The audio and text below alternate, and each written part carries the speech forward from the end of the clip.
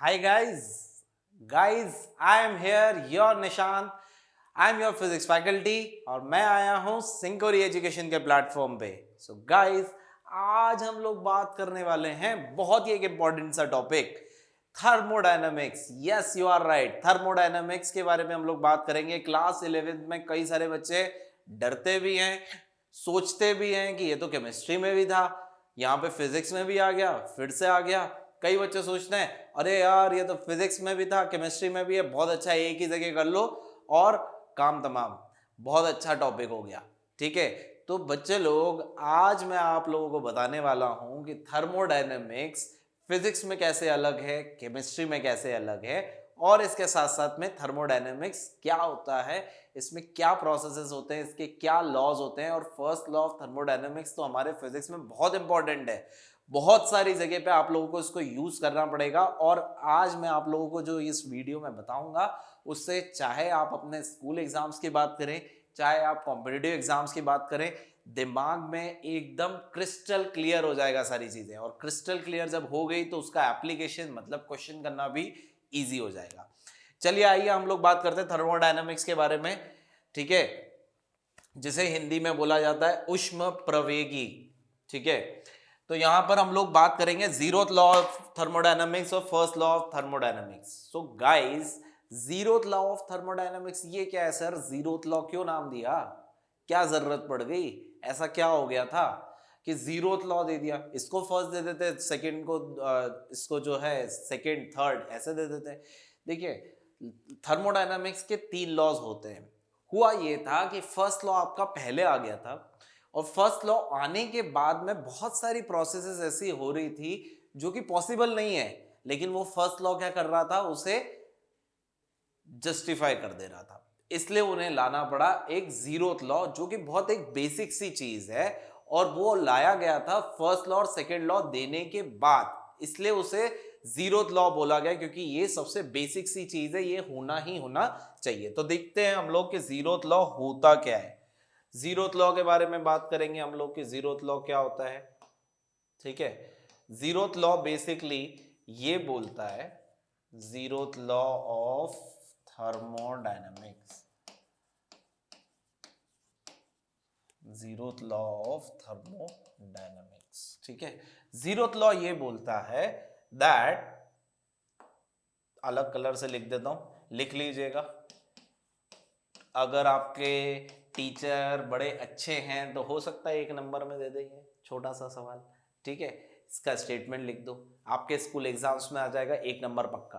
ठीक है, to systems, chances थोड़े से कम है, ज्यादातर नहीं देते हैं स्कूल्स में, बट हो सकता है कभी दे दें आपको. ठीक है, so two systems in thermal equilibrium, two systems in thermal equilibrium with a with a third with a third system with a third system separately, with a third system separately, are in thermal equilibrium, are in thermal equilibrium with each other, with each other. क्या बोला इसने कि मान लीजिए ये एक system है ए, ये एक सिस्टम है बी, ये एक सिस्टम है सी. ए वाला बी के साथ में थर्मल इक्विलिब्रियम में है, बी वाला सी के साथ में थर्मल इक्विलिब्रियम में है, तो ए और सी भी थर्मल इक्विलिब्रियम में होंगे. ठीक है, ये है हमारा जीरोथ लॉ ऑफ थर्मोडायनामिक्स. ठीक है, तो हमें बस इतना ही ध्यान रखना है स्कूल एग्जाम्स में, ये डायरेक्टली स्टेटमेंट पूछ ले, एक नंबर सीधा. अब यहां पर आता है सबसे इंपॉर्टेंट, सबसे टेरर वाला law, first law of thermodynamics. बहुत बड़ा है, बहुत सारी चीजें हैं. ठीक है, तो यहां पर हम लोग बात करेंगे first law of thermodynamics. First law of thermodynamics में क्या बोला गया था? फर्स्ट लॉ ऑफ थर्मोडायनामिक्स के बारे में अगर मैं बात करूं, सो this is the energy conservation, energy conservation law. यहाँ पर बेसिकली एनर्जी को कंजर्व कर दिया गया है इस लॉ में। इसमें बोला गया इफ अ सिस्टम, अब मैं बार बार सिस्टम बोल रहा हूँ, सिस्टम होता क्या है, थर्मोडायनेमिक सिस्टम होता क्या है। हम लोग ऐसा मानते हैं कि एक, मान लीजिए एक वेसल है, इसमें यहाँ पर लगा हुआ है पिस्टन। ये जब पिस्टन यहाँ पे लगा हुआ है और यहाँ पर अंदर की, यहाँ पर जो है, यहाँ पर है गैसेस, ठीक है, यहाँ पर है आइडियल गैस, ठीक है, यहाँ पर है आइडियल गैस। ये एक होता है सिस्टम। आइडियल गैस है तो हर gas PV is equal to nRT, ये वाली इक्वेशन को फॉलो करेगी, ठीक है। Pressure into volume is equal to number of mole into R into temperature, इसको ये फॉलो करेगी। यहाँ पे ये पिस्टन जो है ये ऊपर जाएगा, नीचे जाएगा, इस टाइप से होगा। अब फर्स्ट लॉ में बोला गया ये कि if some amount of Q, अगर Q अमाउंट ऑफ हीट जो है वो सिस्टम को दी गई, तो वहां पे वो हीट वर्क डन करेगी या फिर इंटरनल एनर्जी बढ़ाएगी। हीट एक एनर्जी है, जैसा कि मैंने बताया था पिछले लेक्चर में भी, हीट एक एनर्जी है। हीट एक ऑब्जेक्ट को दी गई, देने के बाद में क्या होगा, वो हीट देने से क्या होगा, वहां पे या तो वर्क डन होगा या फिर उसकी इंटरनल एनर्जी में इंक्रीमेंट होगा। अब ये जो टर्म्स हैं Q, W और डेल्टा U, इनके बारे में मैं आप लोगों को एक एक करके बताऊंगा ताकि आप लोगों को समझ में आए, ठीक है। सो यहां पर बेसिकली ऐसा लिख सकता हूं मैं कि heat given to the system, heat given to the system will be utilized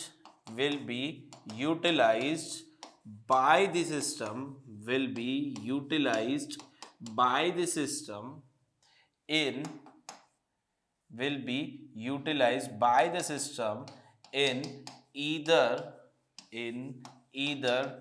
doing the work, or increasing the internal energy of the system, सो ये दो चीजों में आपका बेसिकली Q जो है वो यूज होगा, जो हीट गिवन है वो यूज होगा। चलिए ठीक है, आगे बढ़ते हैं हम लोग। यहां पर अब एक एक चीज के बारे में बात करेंगे। Q क्या है, हीट गिवन, ठीक है। Q क्या है, हीट गिवन। Q का जो फॉर्मूला होता है ना बच्चे लोग, वो होता है NC, या S लिख लेते हैं, आप लोगों के बुक में S है, NS। S is the specific heat, ठीक है, S is the specific heat. ये जो S है, specific heat of the process, ये प्रोसेस वाइज चेंज हो जाएगा, ठीक है। आप इसको ऐसा भी लिख सकते हो, स्पेसिफिक हीट ऑफ प्रोसेस। सो इसका ये फॉर्मूला होता है हीट का, अलग अलग टाइम पे, अभी बताऊंगा मैं, अलग अलग प्रोसेसेस में फॉर्मूला अलग अलग हो जाता है। फिर इसके बाद में अगर मैं यहाँ पे बात करूं साइन कन्वेंशन की, ठीक है, तो साइन कन्वेंशन, तो साइन कैसे लेंगे, साइन ऐसे लेंगे हम, दैट, है ना, इसमें कुछ एक डेरिवेशंस भी हैं बीच बीच में जिसके बारे में मैं बताऊंगा आप लोगों को। साइन कन्वेंशन हम लोग ऐसे लेंगे, sign convention will be positive. Sign convention जो है वो पॉजिटिव लिया जाएगा when heat is given to the system, when heat is given to the system, heat is given to the system, तब पॉजिटिव लिया जाएगा Q का वैल्यू, और Q का वैल्यू नेगेटिव लिया जाएगा when heat is taken out from the system, when heat is taken out of the system, जब heat system से बाहर निकाल लिया जाएगा, हीट सिस्टम को दे देंगे तो पॉजिटिव लेंगे, हीट सिस्टम से निकाल लिया नेगेटिव लेंगे, ठीक है। साइन कन्वेंशन के बारे में ध्यान रखना है ये चीज। आगे चलते हैं, आगे बात करेंगे वर्क डन की, कि वर्क डन भाई क्या होता है, W, ठीक है, ये हो गया वर्क डन। देखो यहां पर ही आपका केमिस्ट्री से डिफरेंस है, ठीक है, यहाँ पर जो साइन कन्वेंशन लिया जाता है, केमिस्ट्री में जो आपका लॉ दिया जाएगा वो थर्मोडायनेमिक्स का लॉ के बारे में बोला जाएगा, Q plus W is equal to delta U. यहाँ पर होता है Q minus W is equal to delta U, तो वहां पे प्लस और माइनस का अंतर है और अंतर कुछ नहीं है। यहाँ पर बोला जाएगा work is done by the gases, तो वो पॉजिटिव हो जाएगा, और work is done on the gases तो वो नेगेटिव हो जाएगा। बताता हूं, टेंशन बिल्कुल मत लो। वर्क डन का अगर फॉर्मूले की मैं बात करूं तो फॉर्मूला होगा इंट्रीगेशन, ये इंट्रीगेशन है सांप जैसा साइन, ठीक है, इंट्रीगेशन है। In work done is equal to integration of P dV, integration of pressure into dV, ठीक है। यहां पर अभी क्या होगा, देखिए वर्क डन की अगर मैं बात करूं, जो सिस्टम था पिस्टन रखा हुआ था, हीट देने लगे, पिस्टन ऊपर चला गया, इसका मतलब सिस्टम ने बाहर वर्क कर दिया। पिस्टन है, पिस्टन को मैंने अंदर की तरफ ले गया, बाहर से मैंने जो है सिस्टम के ऊपर वर्क कर दिया, समझ में है। तो वही चीज होती है यहाँ पे, है ना। वर्क डन का फॉर्मूला तो ये हो गया। अगर मैं साइन कन्वेंशन की बात करता हूं तो साइन कन्वेंशन कैसा होगा, साइन कन्वेंशन भाई ऐसा होगा कि this will be positive, work done will be positive when work is done by the system, ठीक है। या फिर आप इसको ऐसा भी लिख सकते हैं कि इफ देयर इज एक्सपांशन, अगर यहां पर एक्सपांशन हो रहा है तो ये पॉजिटिव हो जाएगा, and this will be negative when work is done on the system. अगर सिस्टम पे वर्क डन मैंने करा तो ये नेगेटिव हो जाएगा, दैट इज अगर मैंने कॉन्ट्रैक्शन करा है तो, ठीक है। सिस्टम में कॉन्ट्रैक्शन हुआ है तो work done will be negative, expansion किया है तो work done will be positive. देख सकते हो यहाँ पे डेल्टा वी है, चेंज इन वॉल्यूम। एक्सपांशन में वॉल्यूम क्या करेगा, इंक्रीज करेगा, तो डेल्टा वी पॉजिटिव, और कॉन्ट्रैक्शन में वॉल्यूम कम होगा, कॉन्ट्रैक्शन में तो डेल्टा वी नेगेटिव, तो यहाँ पे वर्क डन नेगेटिव आ जाएगा। सिंपल है यार, हम लोगों का फिजिक्स में ना बिल्कुल फंडे पे चलता है, बिल्कुल साफ तरीके से दिखा दो, हमारे लिए तो वही सही है। समझ में आया? चलिए आगे देखते हैं। अब हम लोग बात करेंगे इंटरनल एनर्जी की। भाई इंटरनल एनर्जी क्या होती है? इंटरनल एनर्जी के बारे में हम लोग बात करेंगे डेल्टा यू, ठीक है, which is internal energy. Internal energy लिख लीजिएगा, सारे नोट्स बनाते चलिएगा, बहुत काम के हैं, ठीक है। अगर इसको पढ़ लोगे, आई कैन टेल यू, आप लोग IIT JEE तक के क्वेश्चन जो है ये इन कंसेप्ट से बहुत इजीली कर लोगे। थर्मोडायनेमिक्स में बहुत ज़्यादा डिफिकल्ट नहीं आता है, ये कंसेप्ट समझना बहुत ज़रूरी है बच्चे लोग, ठीक है। तो डेल्टा यू की बात करेंगे तो डेल्टा यू का ना एक फॉर्मूला होता है, डेल्टा यू को बोला जाता है NCV डेल्टा टी, है ना, इसके बराबर। डेल्टा यू की कुछ प्रॉपर्टीज है, ठीक है। पहली चीज तो ये है कि डेल्टा यू के बारे में चलिए पहले बताता हूं मैं। उससे पहले मैं बोलूंगा कि CV क्या है, इसके बारे में बताइए सर। CV जो होता है ये होता है NCV delta T. CV is the specific heat at constant volume, specific heat at constant volume, ठीक है। पहली चीज तो ये। दूसरा मैं इसको ऐसे भी लिख सकता हूं, this is also equal to NFR divided by 2 into delta T. NFR divided by 2 into delta T, where F is the degree of freedom. देखो मैं आप लोगों को उतना ही पढ़ा रहा हूं जितना आप लोगों को जरूरी है for your school examination. Again आप लोगों को बता दूं, मैं रिवीजन का पार्ट चल रहा है, बहुत सारी चीजें डिग्री ऑफ फ्रीडम, इसके बारे में मैं थोड़ा सा बता देता हूं क्योंकि इसके बिना आप लोगों को समझ नहीं आएगा, ठीक है। तो डिग्री ऑफ फ्रीडम होता क्या है बेसिकली, डिग्री ऑफ फ्रीडम क्यों यूज करते हैं, कहां पर यूज करते हैं, उसकी बात अगर मैं करता हूं तो जो डिग्री ऑफ फ्रीडम है ना, डिग्री ऑफ फ्रीडम हमें यह बताती है कि जो मॉलिक्यूल है वो इंडिपेंडेंटली कितने डायरेक्शन में एनर्जी ले सकता है। इसका मतलब जैसे एक मोनोएटॉमिक गैस है, मोनोएटॉमिक गैस मतलब हीलियम जैसा, जिसका एक ही मॉलिक्यूल जो है आपका एटम, एक ही एटम जो है वो मॉलिक्यूल बना देता है। Helium is the monoatomic gas. Monoatomic gas क्या कर सकती है, एक्स डायरेक्शन में अलग अपनी एक एनर्जी ले सकती है, वाई में अलग ले सकती है, जेड में अलग ले सकती है। तो इसके पास में ट्रांसलेशनल डिग्री ऑफ फ्रीडम है 3। अब रोटेट भी होगी तो या तो वो एक्स में होगी, या वाई में होगी, या जेड में होगी, तो वो भी अलग अलग हो जाता है। ठीक है, तो डिग्री ऑफ फ्रीडम की अगर मैं बात करूं तो डिग्री ऑफ फ्रीडम के लिए मैं एक ऐसा चार्ट बना सकता हूं। ये थोड़ा सा आप लोगों को याद रखना पड़ता है। ठीक है, इसमें यहां पर मैंने बोला ये गैस टाइप है, यहां पे गैस टाइप है। ठीक है, फिर यहां पर है आपका मोनोएटॉमिक में गैस टाइप हो गया, यहां पर है ट्रांसलेशन डिग्री ऑफ फ्रीडम, यहां पर है ट्रांसलेशन डिग्री ऑफ फ्रीडम, यहां पर है vibrational degree of freedom, vibrational degree of freedom, और यहां पर आ गया टोटल। आगे की जरूरत नहीं है, अगर आप लोग कॉम्पिटिटिव की बात करते तो अब मैं वहां पे कुछ एक आगे की चीजें भी बताता जो अभी हमें काम की नहीं है। ठीक है, क्योंकि हायर टेम्परेचर पे वाइब्रेशनल डिग्री ऑफ फ्रीडम भी आती है, उसके ऊपर हमें नहीं जाना है। मोनोएटॉमिक गैस की बात करता हूँ। मोनोएटॉमिक गैस जैसे कि हीलियम, मोनोएटॉमिक गैस में डिग्री ऑफ फ्रीडम होती है ट्रांसलेशन की 3, वाइब्रेशनल की 0, टोटल 3।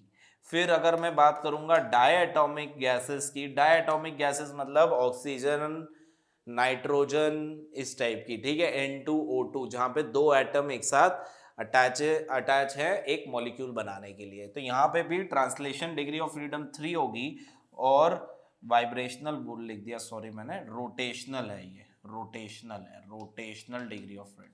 वाइब्रेशनल आता है बहुत हाई टेम्परेचर पे। ठीक है, रोटेशनल डिग्री ऑफ फ्रीडम है 2 एंड दिस इज 5। ठीक है, तो आप देखिए यहां पर क्या होगा, ये रोटेट करेगा। अब ये ऐसे ऐसे ऐसे ऐसे रोटेट कर सकता है, ये समझो, ये मान लीजिए यहां पर एक एटम लगा है, यहां पर एक एटम लगा है, ये क्या कर सकता है, ऐसे रोटेट कर सकता है। ठीक है, और ऐसे रोटेट कर सकता है। ये एक ही बात हुई, चाहे ये ऐसे रोटेट हो चाहे ये ऐसे रोटेट हो। ठीक है, तो ये क्या हो रहा है, अपनी जो भी इनकी मॉलिक्यूल टू मॉलिक्यूल देख सकते हो, ये molecule sorry atom to atom की ये जो एक्सिस है, इससे परपेंडिकुलर एक्सिस पे घूम सकता है, या फिर ये क्या करे, ऐसे घूमने लग जाए, ऐसे ऐसे ऐसे।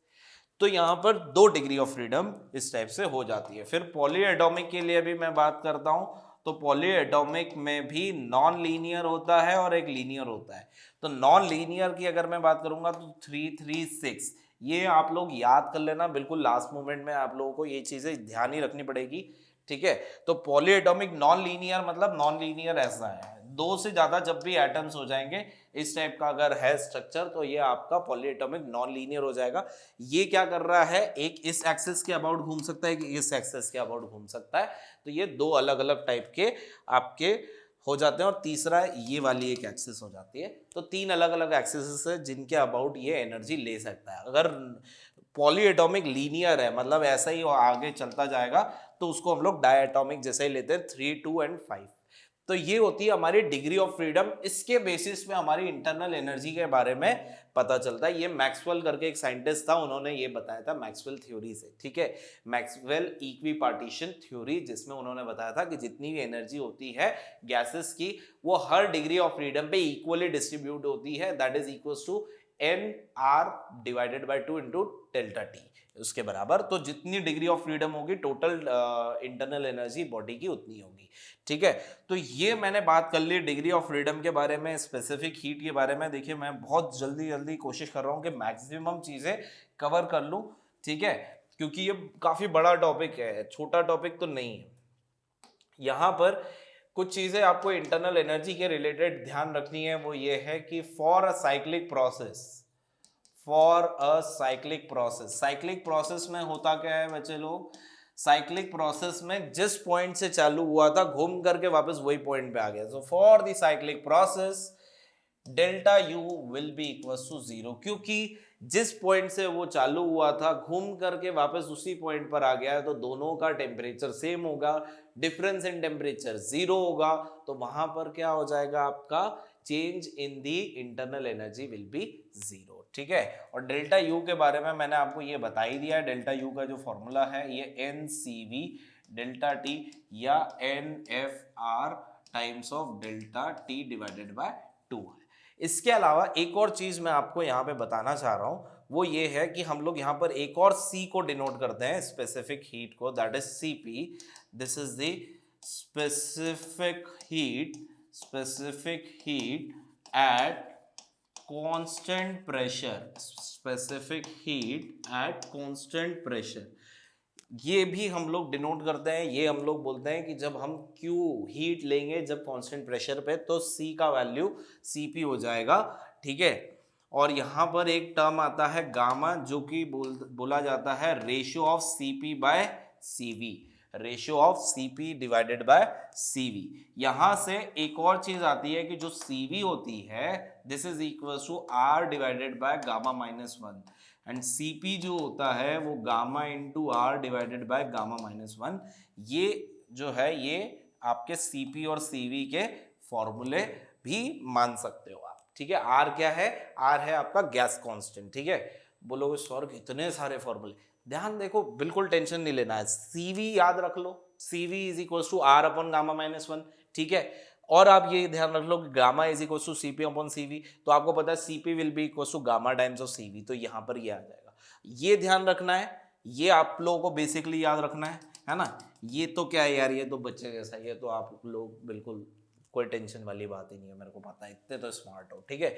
डेल्टा U का फॉर्मूला ध्यान रखिएगा, डेल्टा U का फॉर्मूला आपको जो है ये चीज ध्यान रखनी पड़ेगी, NCV डेल्टा T होता है। अगर CV की बात करें तो CV को मैं R गामा माइनस 1, और this can also be written as FR by 2। तो ये चीजें हैं जो आपको थोड़ा सा ध्यान रखनी पड़ेगी। इसके आगे और भी हैं, CP और CV में भी एक मेयर्स रिलेशन होता है, जिसके बारे में मैं नेक्स्ट लेक्चर में बात करूंगा, जहां पे मैं आपको उसका डेरिवेशन करा के दूंगा, जो आप लोगों के लिए काफी इंपॉर्टेंट होगा, ठीक है। तो यहाँ पर ये हो गया। इसके अलावा गामा की थोड़ी सी वैल्यूज भी ध्यान रखना कि मोनोएटॉमिक, डायएटॉमिक और उन सब के लिए इनकी वैल्यूज क्या होती है। तो गामा, अगर मैं मोनोएटॉमिक की बात करूंगा तो गामा मोनोएटॉमिक होता है 5/3, और CV की बात करूं मोनोएटॉमिक के लिए, CV फॉर दी मोनोएटॉमिक, ये होता है 5R/2, ठीक है। और CP की वैल्यू की बात करेंगे तो CP की वैल्यू हो जाएगी 7R/2। फिर गामा फॉर द डायएटॉमिक की बात करेंगे तो ये हो जाएगा 7/5। CV फॉर द डायएटॉमिक की बात करेंगे तो ये हो जाएगा 7R/2। CP/CV, सॉरी ये मोनोएटॉमिक का मैंने गलत लिखा है, CV for the monoatomic, CV for the monoatomic होता है 3R/2, CP for the monoatomic होता है 5R/2, और यहां से ही आप देखोगे ये 5/3 आएगा, ठीक है। 5/3 जो है CP/CV से ही आएगा, और यहाँ पर ये होता है 7/5, एंड CV फॉर दी डायएटॉमिक की बात करेंगे तो ये आएगा आपका 5R/2, और CP फॉर दी डायएटॉमिक की बात करेंगे तो ये आएगा आपका 7R/2, ठीक है। और गामा फॉर दी पॉलीएटॉमिक की बात करोगे नॉन लीनियर, तो ये हो जाता है आपका 4/3, ठीक है। और CV for the polyatomic non linear ये होता है आपका 3R के बराबर, और CP फॉर दी पॉलीएटॉमिक ये होता है आपका 4R के बराबर, ठीक है। कहां से आया ये? डिग्री ऑफ फ्रीडम रखते जाइए, ठीक है। FR/2 था, CV F की वैल्यू मोनोएटॉमिक के लिए थी 3, ठीक है। इसमें R प्लस कर दीजिए तो 5, CP आ जाएगा आपका 5R/2, ठीक है। फिर इसके बाद में डायएटॉमिक की बात करेंगे तो डायएटॉमिक में F की वैल्यू थी 5, तो ये CV की वैल्यू आ गई 5R/2। CP फॉर दी डायएटॉमिक की बात करेंगे तो ये आएगा 7R/2 प्लस R कर दीजिए, 5R/2 प्लस R तो 7R/2, ठीक है बच्चे लोग। यहां पर पॉलीएटॉमिक की बात करेंगे तो पॉलीएटॉमिक में F की वैल्यू होती है 6, तो 6R/2 तो बचेगा 3R। CP में R प्लस कर दीजिए तो आ गया 4R, ठीक है।